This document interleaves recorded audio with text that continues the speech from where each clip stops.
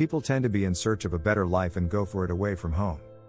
Sometimes they are led to very specific places that can hardly be called comfortable.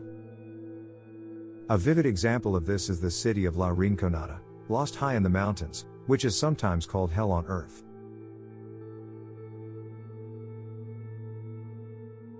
At the foot of the glacier in the mouth of an extinct volcano is the Peruvian city of La Rinconada. Due to its location at an altitude of about 5,100 meters above sea level, he was honored to become the highest settlement on Earth with a permanent population. For comparison, Mount Elbrus is only 500 meters higher. But on Elbrus, people do not live and do not work. Climatic conditions in La Rinconada resemble the climate of the western coast of Greenland. The city has rainy summers and dry winters. At the same time, the average annual temperature barely exceeds 1 degree. In addition, the locals suffer from a lack of oxygen. But despite this, according to the official 2017 census, the population of La Rinconada is about 12,000 people. But by the way, looking ahead, these figures are far from reality and there are much more people. But what brings people to such an unfriendly place? With a very harsh climate at an altitude that is considered critical for life. Once in these territories there was a small village inhabited by local ethnic groups.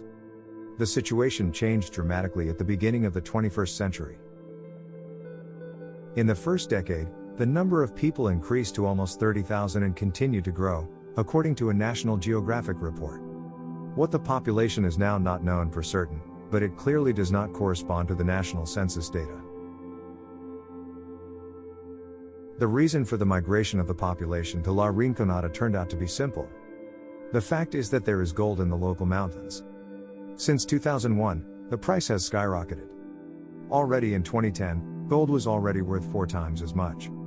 It was in La Rinconada that the gold rush began. And with the advent of electricity in 2002, the resettlement process accelerated. Those who wanted to get rich were not afraid of difficult climatic conditions, nor the prospect of hard work, nor the lack of comfort. And the lack of government oversight has made the mining chaotic. Almost all mines and mining companies operating here have informal status. To put it bluntly, illegal. Peru has strict safety regulations. Unfortunately, in La Rinconada, few people care about them. Therefore, work in local mines is a very risky business. Dangers lie in wait for people literally at every step. For example, there are no guarantees that in the midst of work, a collapse will not occur or dynamite will not accidentally explode. The Peruvian government is trying to formalize small-scale mining. But in the case of La Rinconada, everything was unsuccessful. Old-timers remember how, in the early 1990s, the army came to crush the miners. Their visit did not greatly affect the situation. As of the mid-2010s, Peruvian authorities barely had a presence in the city. The owner of one of the local stores admitted to a journalist that if government inspectors come and order the mine to be closed, it will open again immediately after they leave. Outdated methods are used to extract gold. Miners have to work with tools that are primitive by today's standards, hand drills, picks and shovels. Gold is extracted from or using mercury. At the same time, amalgamation is the oldest of the existing methods of gold purification. It is believed that local land, water and air are contaminated with mercury. Naturally, cases of poisoning are not uncommon, which affects the central nervous system. Victims suffer from insomnia, tremors, increased excitability and other equally unpleasant symptoms. In La Rinconada, you can clearly see how high the true price of gold is. A modest piece of yellow metal is 250 tons of rock, half a kilogram of mercury, almost the slave labor of miners, not many of whom live to be 50 years old. This is the average life expectancy in a high mountain city, which is 20 years less than in the rest of Peru. The national police have only one small post in the city.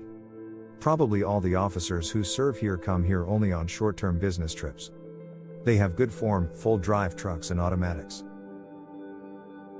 But this does not really help them fight crime. Her level is very high in the city.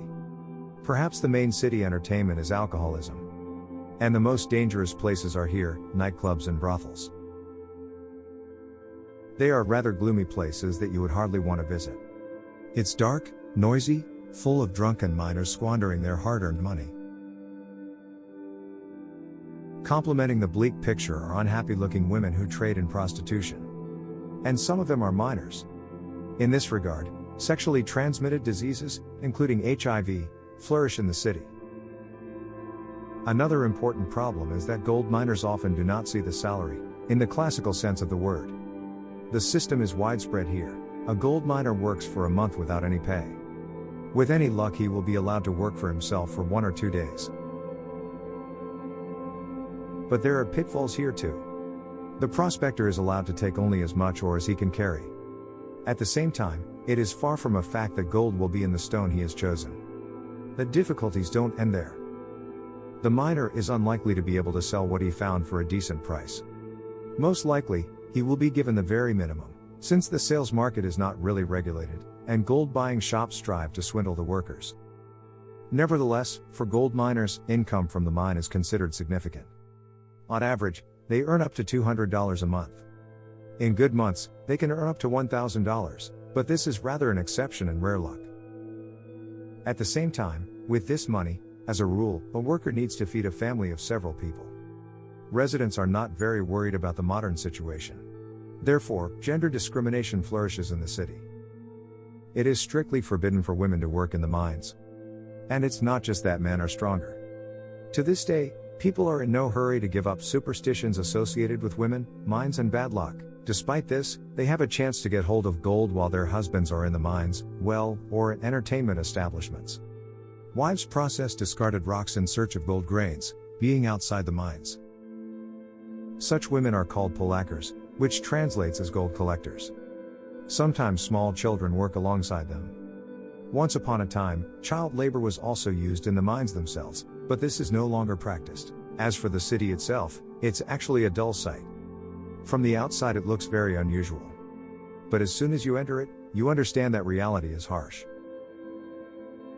The inhabitants huddle in miserable shacks lined with metal sheets, with which all the slopes are dotted.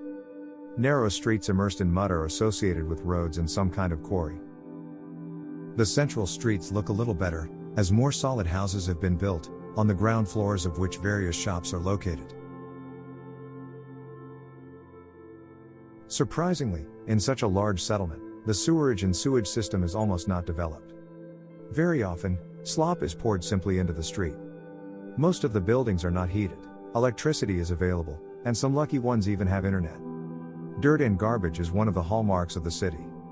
In La Rinconada, it is difficult to hide from the stench exuded by sewage and waste. According to one of the local doctors, about 30 people die every year due to accidents in the mines. The lives of another 70 people are cut short by strangulation, gunshot and stab wounds received either in a fight or as a result of a robbery. Many people die from natural causes. Mercury pollution and altitude, blood clots, kidney failure, pulmonary edema, and problems with the nervous system have an extremely negative effect on the human body. One way or another, every miner who has lived a serious period in the city has a number of chronic diseases. In women, urinary tract infections are common. This is due to the problems with sewerage mentioned above. Locals use chamber pots in their homes. There are public toilets in the city. But firstly, they are paid, and secondly, it is extremely unpleasant to be in them. Therefore, men often urinate on the street, but women have to endure. Now the mines of La Rinconada produce up to 10 tons of gold per year. But how much you can believe these figures is a moot point, since the black market is flourishing and no one wants to pay taxes, and the numbers are deliberately underestimated. The government, on the other hand, turns a blind eye to lawlessness and anarchy.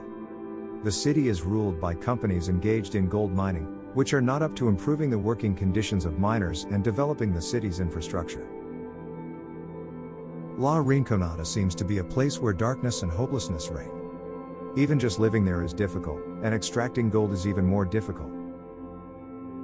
Despite this, the city does not lack gold miners, for whom hard work, fraught with the highest daily risks, is perhaps the only chance to earn more or less decent money. And as long as there is gold in La Rinconada, then of course there will be people who agree to work in the mines and next to them. Thank you all for watching. Write comments, like, subscribe to the channel. All the best to you.